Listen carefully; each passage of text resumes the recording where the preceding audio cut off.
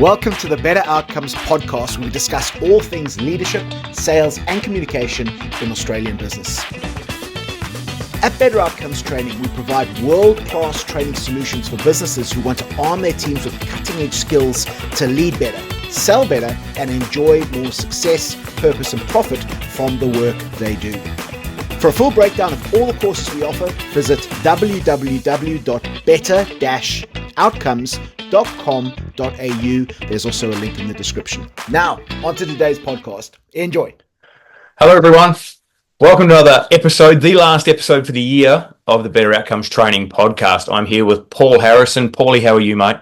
Greg, Cuz, I am on top of the world, mate. How are you doing? I'm good, man. I'm good. I've had a busy couple of weeks, very, very busy couple of weeks. Got a day off today, and just been under the pump, as per normal, which I'm sure a lot of industries are. Construction industry is a little bit peculiar because everyone comes out of their drunken footy slumber in about start of October, looks around and goes, "Oh no, we haven't done anything.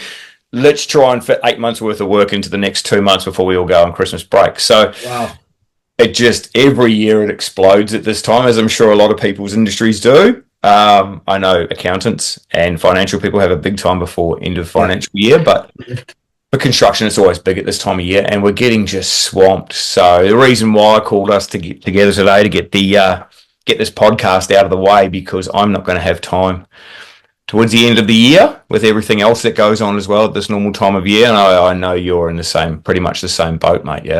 Yeah, absolutely.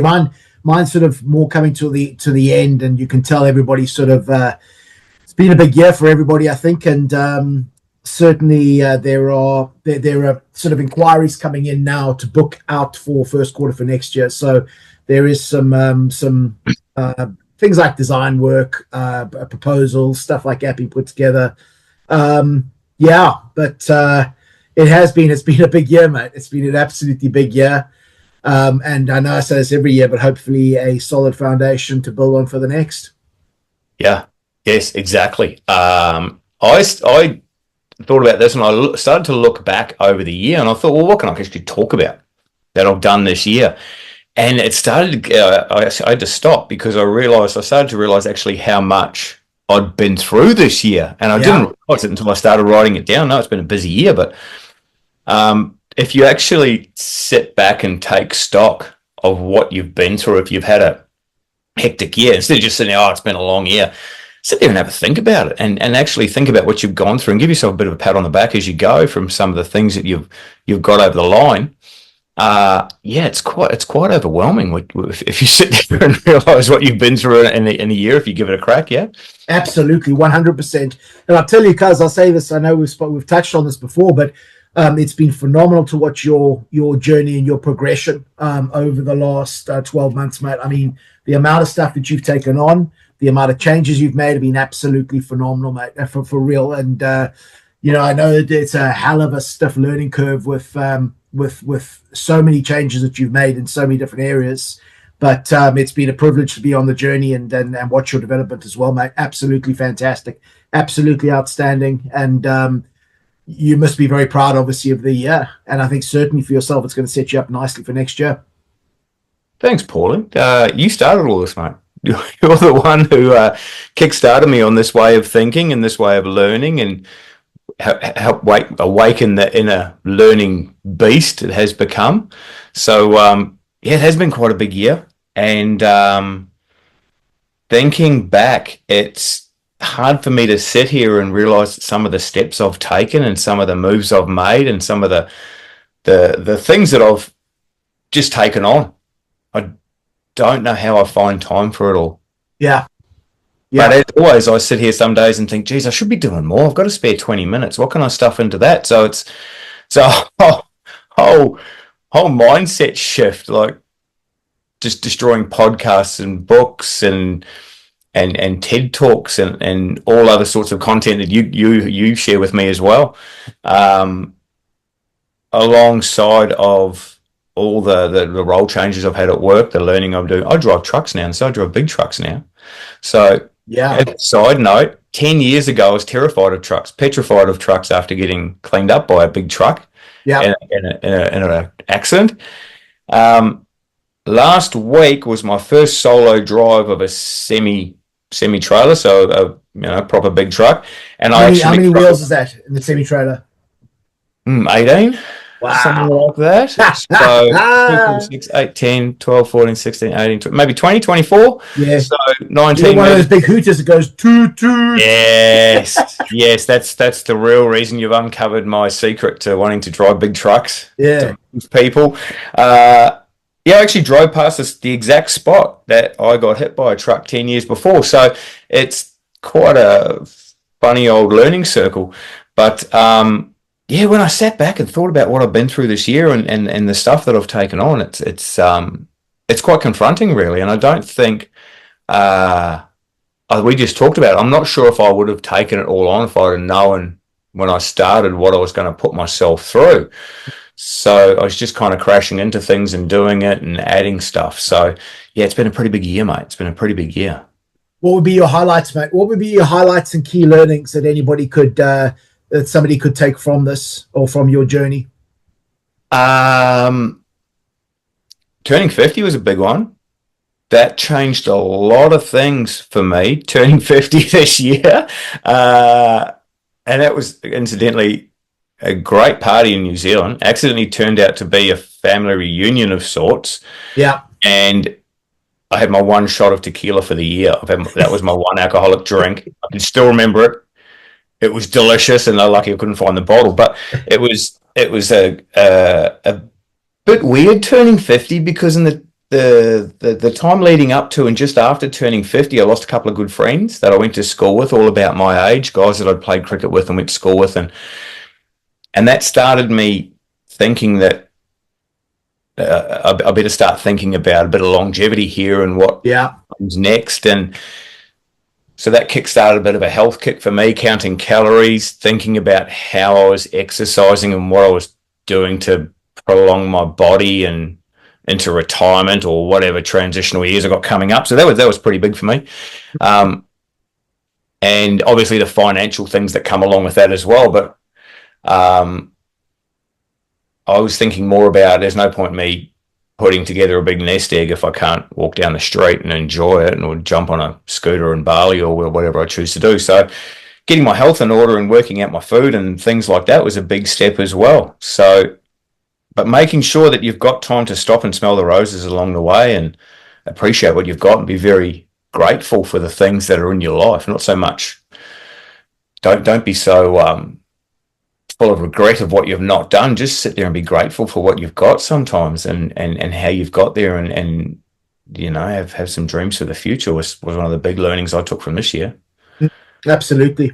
And I think still, you get different stages of life bring us different sort of lessons, and I think that having the idea with regards to not regretting what you didn't do, but realizing there's still times to do what you want to do. Because yes. I'm completely like that as well. I really I'm terrified of, I'm terrified of getting to the end of the days and saying, oh, I should have done this, I should have done that, I should have done the next thing. Particularly if the reason I didn't do it was down to cowardice. If I could put it down to cowardice, then it's like, nah, that's not right, And I think being able to take on so many different types of challenges that a lot of other people wouldn't do, I think it's driven out of that fear of regret very often, Absolutely. Not being able to achieve a goal for financial reasons is different from not being able to achieve it because you didn't want to have a go, because you're worried about, maybe you're worried about what other people think, or if it's going to be too hard to do or things like that. You don't want to look around at the end of the day and go, geez, I wish I had a crack at that. Yeah. Passing comment a year ago in a car park of jiu-jitsu brought us the last 35 weeks straight of a podcast. Yeah. I couldn't see myself here. It was this year, wasn't it? It wasn't last year. It was this year. Might have been this year. That's how long ago. I've packed so much. Yeah. I've packed so much into this year. I'm not even sure where it starts or finishes. So, this is the 35th episode. So 35 weeks straight. That managed to find time to put this together and the best part about this podcast, I think, apart from getting to sit here with you every week and listen to the brilliance, is the feedback and from the followers and the listeners who actually took value from it, like value from stuff that I've experienced. So that was really good. I really got to thank you for that one, and I'm sure you feel the exact same way. Yeah, 100%. I mean, I think that well, certainly my thoughts behind this to start the podcast was, all the cool kids are doing it. I thought it'd give us some good content to put out on social media for the Better Outcomes business. But ultimately to be able to have another way of helping people. And I mean, quite, you and I have shared a lot of these things, messages from clients, messages from people who've been listening to the podcast, the value they've taken from it. Even some of them sharing some of the life-changing decisions they've made as a result of this. There's no better reward for us than that, I think. And better outcomes is that's what it's about. It's about being able to support people to get better outcomes. And that would start out with the corporate training world and the sales, communications and leadership world, but certainly would extend to people's happiness in life as well. And some of the feedback that we've received, all the feedback we've received has been awesome, but some of the feedback has been absolutely inspirational to hear. And it's nice to be adding that little bit to people and supporting them on their journey as well as developing South African and Kiwi accents for more Australian people. Sorry. You're absolutely right. If you set aside the stuff we talk about to do specifically with work and jobs, the feedback that we get where we've helped people in their general everyday life with stress, maybe it was linked to their job, but de-stress them or give them other techniques and tools of looking and approaching situations in their personal and private lives as well. That's what's been one of the really good outcomes of this for me. Like people turning their whole lives around based on listening to us. And if you can, I've always said, if you can help one person out or make them laugh long enough to forget their problems, you've had a good day. So the benefits that come out of this for me are really good. Thank you very much. Absolutely, 100%. Yeah. There's been a lot put into this year. I started writing things down. I'll give you a quick list. This was like a 10-minute list of everything that banged through, and it's when you sit back and look at it, you're like, my gosh, no wonder it feels like I haven't had a breath this year. and you should take a 6-week holiday in Bali, mate. So let's not. And I took a 6-week holiday in Bali. That's it. And I went to New Zealand. Like there's been a heap packed in there. Tried to quit, didn't work. Ended up with a better role at work and stuff. That was another big learning point. Like there's so much that other people are thinking about you that you don't realize. There's a lot of plans and situations and stuff that's going on that you don't even realize is possible until you make a move, and then it everything starts to unfold, and it can be really eye-opening and life-changing for me. I'm moving into a role now where it's nearly the perfect role at the moment for me. I get a couple of days a week to go and kind of move off the tools and start like smoothing the road out for the boys and putting, changing up little bits and pieces of how we work and making sure we're all set to go. Getting on site, dealing with some of the site managers and bosses there, and then 3 days a week back on the tools, driving trucks and slinging steel and having fun. So it's worked out perfectly, I think. And that's fantastic, man. That's so good. Yeah, it's worked out pretty well. Now, Paulie, what do you got planned for next year? In a broad, general sense, I know you've got some big things coming up that you want to keep to yourself, but what are the plans for next year, mate? What are some of the goals you can share with us for 2025? Apart from sitting opposite me. Sorry, apart from what? Apart from sitting opposite me. Mate, I think that this year has been a very big year for a lot of what I'm going to call big rocks. And what I mean by that is it was my first January to December of running my own business. So of course the business is now 18 months old, which was awesome. But also getting citizenship, that's been a big one for me. That was a big rock that I've got sorted out as well. I found the photos of that as I was looking back through of you and another good friend of ours on that day, and I actually got that written here. It was in end of January. End of January, yeah. It was that was a great day. It was a Yeah. really cool day. Good to see.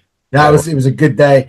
And then the setting up of the online sales training group as well, which we'll be refining into next year with a slightly different approach. As with anything, you have a beta tester, and then you want to sort of scale it out.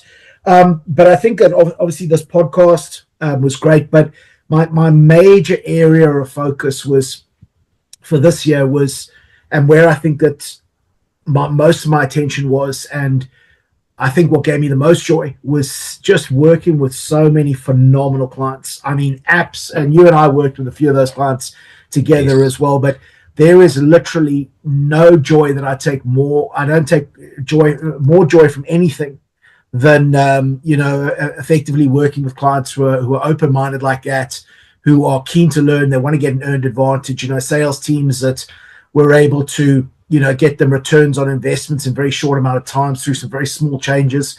The future leadership teams or emerging leadership teams that are coming through that I'm working with to get them up and literally seeing them getting better results in straight away, just with making some changes.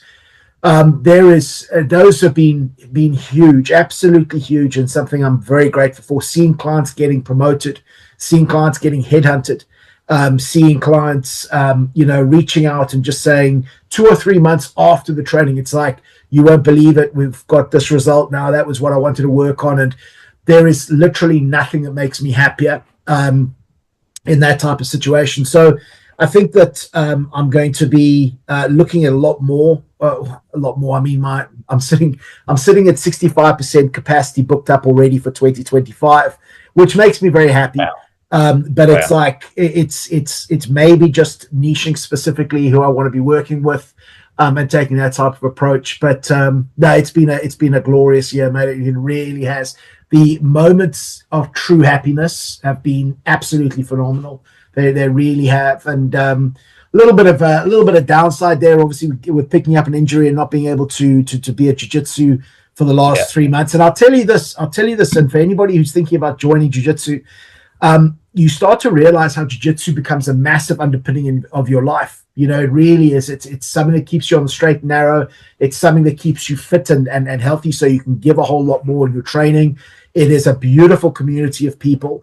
And when you don't have that, you have to be very careful with your thought processes and, what you're doing on your social life and all of that stuff. So that's been a bit of a pain to deal with, but the juice is worth the squeeze. I think the amount of joy that I've taken from training and from everybody that we work with there as well, and just going on that journey with everybody has been awesome. But certainly something I want to take my time with my rehab and get back in there as early as I can next year as well, for real. Absolutely. I watched the pain in your face and the envy in your voice. Heard the envy in your voice every time I've managed to get to a jiu-jitsu class over the last month or so, which hasn't been a lot, because you've been missing it so much. And I had big sections of the year this year when I didn't get down to the mats due to work. And that was one of the driving factors of me looking to change roles and get off the tools so that I could give my body more of a rest, which means I could spend more time on those mats, because apart from all the learning and the benefits that rolling actually gives me, the community of people down there at Rise and the wider jiu-jitsu community is just such an awesome bunch of people, and it really it's unbelievable how encompassing and welcoming they all are. Then you're a month or so, you're a few weeks off, and you don't get there because of commitments, and you just really start to miss it.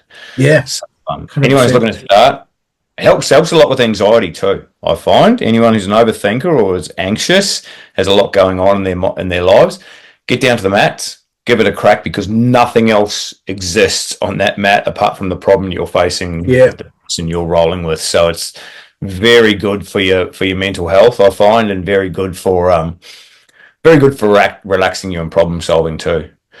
Very fast before you get choked out. In my experience, you've got to be quick. And the ability to be massively present as well, which I think is something that people lack, is the ability to be present in a moment. And there you have to learn the skills of being very present very quickly. You're going to be tapping more than Fred Astaire and Ginger Rogers put together. You know what I'm saying? That's right. And I'm sure there's a lot of people out there laughing at a couple of white belts talking about, how important jiu-jitsu is and all about, there's depth and theory. But it really means a lot to me. And I thank everyone from Rise and everyone who's helped me along the way. I've got a little bit planned for next year. As always, there's some international travel planned. We'll worry about that later, but always some travel plans. But I'm putting together a couple of workshops now. I've been working over a couple of ideas, one very closely with yourself. Yeah. And another one closely with my wife as well, which should be good for a laugh. More class-based DIY kind of a setup. She's keen on that. So I've got a bit coming up for next year. I'm going to try and start to put together some content of my own around, with the help of you, obviously, to get to try and start targeting some tradies in the construction industry, and try and put together some specific content, which I think can really be of a lot of benefit on my experience and experience of people that we've worked with around. Maybe around some leadership and things like that, but we're putting that together now, so it should be a big one next year. And then just continue to learn as well. I think once you start to learn something, for me anyway, if I start to learn a new topic or broach a new subject, all of a sudden I'm reminded of how little I do know.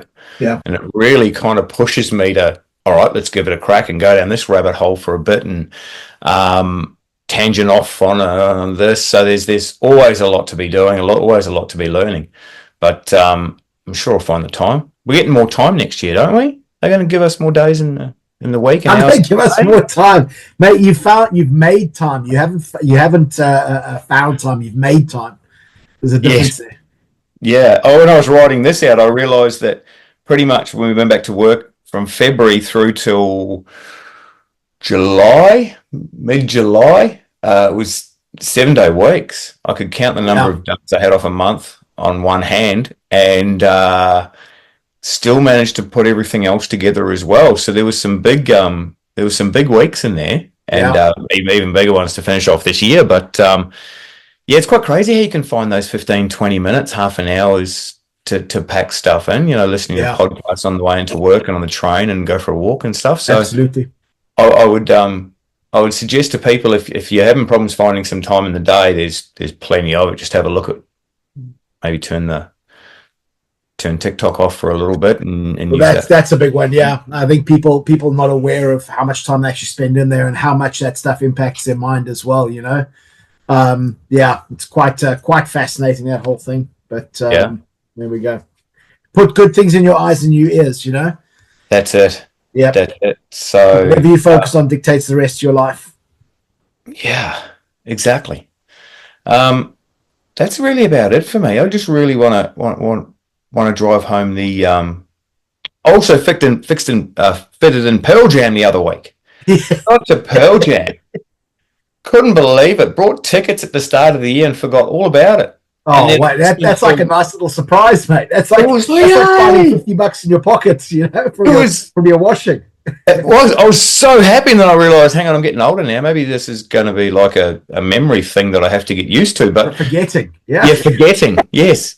Took my wife with me, and we went and stood at the back and watched Pearl Jam. And I had a bit of a think about it. I first wanted to go to a Pearl Jam concert when I was about 17. So 3 lifetimes later, 17, 34, 50, nearly 51, I got to see Pearl Jam. And they still sound the same in my brain, and it took me back to when I was young, and it was really good to get. And the funniest part was, it was like a whole soup of Gen Xers all my age. There was grey hairs and older bodies, but all dressed like we were younger, and it was really cool to see everyone joining in and singing the songs. There's some younger people there too, obviously, but it was really good seeing Pearl Jam. But just being able to realise that even though I'm really busy, and it was a late night, but I had an early start the next morning, I've done it before. and taking the time to go and experience that was well worth the sacrifice. So making you do that too, people. Maybe not Pearl Jam. Go and see whatever band you like. Not judging you on, but 90 is pretty cool, man. Yeah. So thank you all very much once again for listening to me and old mate here carry on about some of the same stuff, farmers and jiu-jitsu and rugby and learning and accents and all sorts of cool stuff.